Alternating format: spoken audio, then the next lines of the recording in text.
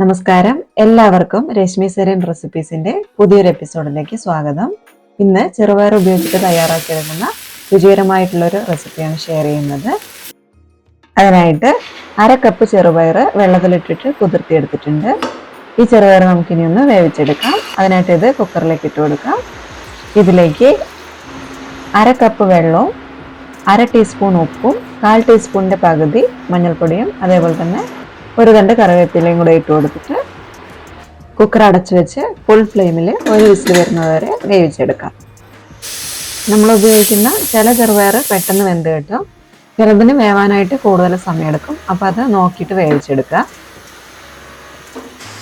കുക്കറിൻ്റെ പ്രഷർ പോകുമ്പോഴേക്കും ഒരു അരപ്പ് തയ്യാറാക്കിയെടുക്കാം. അതിനായിട്ട് മിക്സിൻ്റെ ജാറിലേക്ക് 1/2 കപ്പ് ചിരകിയ തേങ്ങയും എരിവിനാവശ്യമായിട്ടുള്ള 2 പച്ചമുളകും 2 അല്ലി വെളുത്തുള്ളിയും 1/4 ടീസ്പൂൺ ജീരകവും 1/4 ടീസ്പൂണിന്റെ പകുതി മഞ്ഞൾപ്പൊടിയും കൂടെ ചേർത്ത് കൊടുത്തിട്ട് ഇതൊന്ന് ഒതുക്കിയെടുക്കാം. ഒരുപാട് അരക്കരുത്, ഒന്നങ്ങ് പൾസ് ചെയ്തെടുത്താൽ മതി. ഈ സമയമാകുമ്പോഴേക്കും കുക്കറിൻ്റെ പ്രഷറൊക്കെ പോയിട്ടുണ്ടാവും. ചെറുപയർ ഇവിടെ നന്നായിട്ട് വെന്ത് വന്നിട്ടുണ്ട്, വെള്ളമൊക്കെ വറ്റിയിട്ടുണ്ട്. ചെറുപയർ പെട്ടെന്ന് വെന്തുടഞ്ഞു പോകും, അതുകൊണ്ട് കുക്കറിൽ വെക്കുമ്പോൾ എപ്പോഴും ചെറുപയറിൻ്റെ വേവ് ശ്രദ്ധിക്കണം.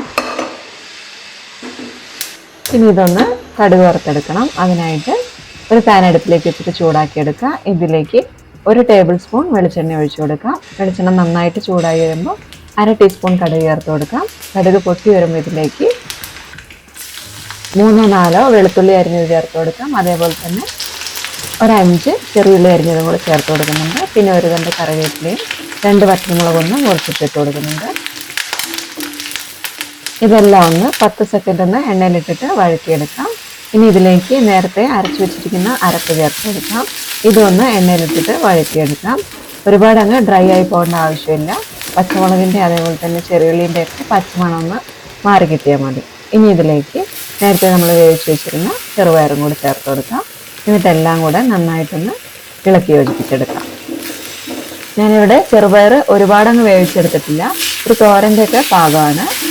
ഇത് കഞ്ഞിക്കും ചോറിൻ്റെ ഒക്കെ കൂടെ കഴിക്കാൻ നല്ലതാണ്.